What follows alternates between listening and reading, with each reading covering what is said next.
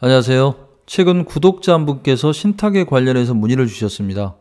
그래서 오늘은 신탁사 PF에 대해서 설명을 하겠습니다. 차입형 신탁, 개발 신탁, 줄여서 개탁이라고도 합니다. 우선 이 개탁은 시행사가 시행권을 전부 신탁사로 이전해서 신탁사 사업으로 만드는 거죠. 이걸 나쁘게 표현하는 사람들은 시행사는 숨만 쉬고 있어야 한다, 이렇게도 표현을 합니다.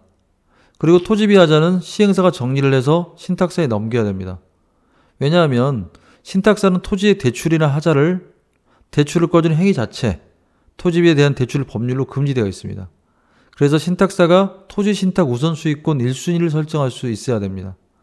그리고 시공사들은 신용등급이 BB 이상이면 됩니다. 트리플 B가 개발 신탁을 하는 경우는 거의 못 봤습니다. 그리고 사업비는 신탁사가 자체적으로 회사채를 발행해서 조달을 합니다. 이 개발 신탁의 사업의 특징은 우선 주거용 건물을 선호합니다. 지식산업센터라든지 아니면 상가라든지 이런 걸 선호하지 않는데, 이거는 사업성 때문에 그렇습니다. 그리고 신탁사가 분양, 설계, 시공 모든 것을 주관합니다.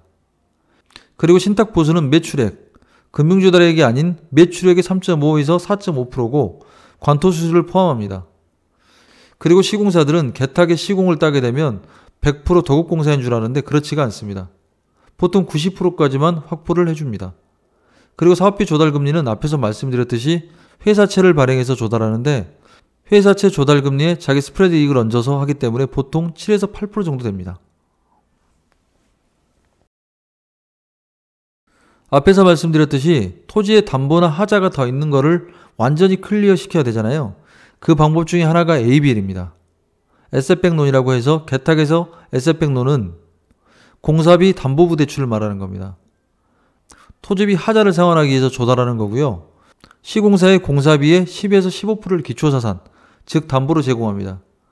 그리고 ABL 금융기관에서 토지 근질권 1순위를 제공받습니다. 이게 무슨 얘기냐면 토지에 대한 우선수익권은 신탁사가 1순위죠. 근데 이 1순위 신탁에 대해서 근질권을 ABL 금융기관한테 신탁사가 설정을 해줍니다. 그러니까 사실은 최우선순위가 ABL 금융기관이 되겠죠. 그리고 시공사는 자기가 받는 공사비에서 10에서 15%를 갚기 때문에 당연히 연대보증이 들어가고, 보통 이 ABL은 조달금리가 8%, 취급수수료가 1% 정도 됩니다. 근데 최근 들어 많이 내려갔습니다. 한 2, 3년 전만 해도 9에 2 정도 됐었는데 지금은 많이 낮아졌습니다. ABL 구조들은 어떻게 되어 있냐면, 우선 위탁자가 SPC를 설립합니다. 이 SPC를 설립하는 가장 큰 이유는 위탁자가 압류나 가압류를 걸릴 수 있기 때문에 이런 위험을 배제하기 위해서 SPC를 설립하게 되고요. 그 다음에 금전관리 신탁 계좌를 하나 만들어야 합니다. 그래서 금전관리 신탁에서 금전관리 신탁 1순위 상환권을 금융기관한테 주죠. 그리고 2순위 상환권을 시공사한테 줍니다. 이 금전관리 신탁이 뭐냐면, 여기에 어떤 돈이 왔을 때 1순위 수익권자가 자기가 가지고 가야 되는 돈을 가지고 나가지 못하면 2순위 수익권자가 절대로 돈을 뺄 수 없습니다.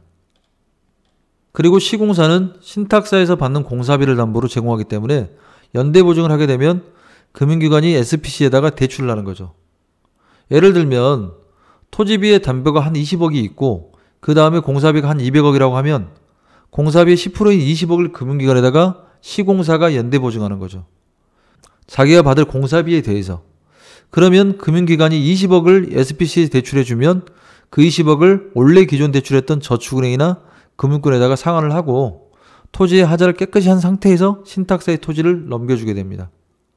그렇게 되면 시공사는 신탁사에 책임 준공을 하게 되고, 그리고 신탁사는 기성금을 금전관리 신탁 계좌에다가 넣어둡니다. 결국 공사비가 한 200억인데 10번에 나눠서 주게 되면 20억이 들어왔다 그러면 금전관리 신탁에 20억이 들어가고, 그 중에 10%의 2억은 ABL 금융기관에다가 먼저 상환 지원으로 쓰고 나머지 18억을 시공사가 받아가는 거죠. 그리고 신탁사는 ABL에 대한 이자를 지급해야 되잖아요. 그래서 이 ABL을 일반관리비로 APC, 즉 위탁자에다가 지급하면 ABL 이자를 지급하는 구조를 갖습니다. 개탁의 비밀은 ABL의 조달 금액은 공사비의 10에서 15%가 아닙니다. 실제로는 신탁사가 자기 1순위 우선수익권의 근질권을 설정해 주기 때문에 실제로는 토지비의 감정가의 70% 선에서 결정이 됩니다. 예를 들면 공사비가 한 200억이다. 그 다음에 토지 감정가 50억이 나왔다. 그리고 갚아야 되는 선순위 대출이 한 20억이다 그러면 토지의 감정가 70%면 50억에 70%면 35억이잖아요. 그러니까 ABL은 35억 정도가 일어날 수 있습니다. 공사비의 10에서 15%가 아니라 실제로는 토지 감정가의 70% 선에서 ABL의 금액이 결정되는 거죠. 이건 굉장히 중요한 얘기입니다. 그리고 모든 신탁사는 처음부터 투여할 사업비를 결정합니다. 예를 들면 사업 수지상 내가 300억을 투자해야 된다.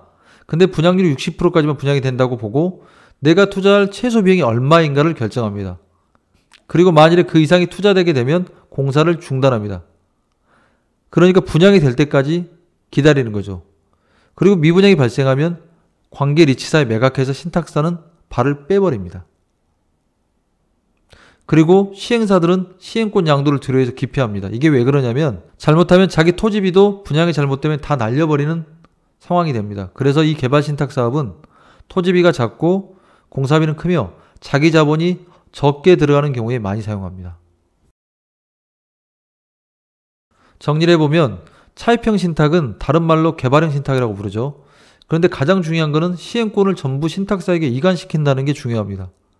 그래서 토지비는 작고 공사비는 크고 대신 자기 자본은 적은 경우에만 제일 많이 사용하고 아까도 말씀드렸다시피 시행권이 양도됐기 때문에 시행사는 그냥 숨만 쉬고 있는 거고 이 사업은 사실 신탁사의 사업이 됩니다.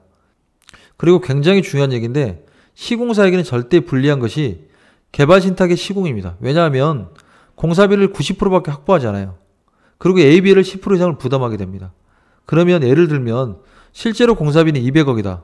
그러면 90%면 10번에 나눠준다면 매달 18억씩 나오죠. 그런데 공사비의 10%, 한 20억을 ABL로 줘야 되면 18억에다가 또 추가로 2억이 매번 나갑니다. 그래서 실제 현금 흐름상으로는 70%대의 공사비 확보로 책임 준공을 해야 되는 것이 개발신탁의 시공권입니다. 개발신탁을 선호하면 시공사들이 이 현금 흐름 때문에 부도가 굉장히 많이 납니다. 그래서 보통 신탁사들이 개탁을 많이 하는 경우에 평균 시공사들이 3개, 4개 부도가 나요. 다 이 현금 흐름 때문에 그렇습니다. 그러면 개탁사는 시공사한테 시공권 포기각서, 유치권 포기각서를 받았으니까 다른 시공사를 데려다가 공사를 완료를 합니다. 다음 영상에는 시설대, 관리형 토지 신탁과 분양 관리 신탁에 대해 설명을 하도록 하겠습니다. 앞으로도 많은 소문 부탁드립니다. 감사합니다.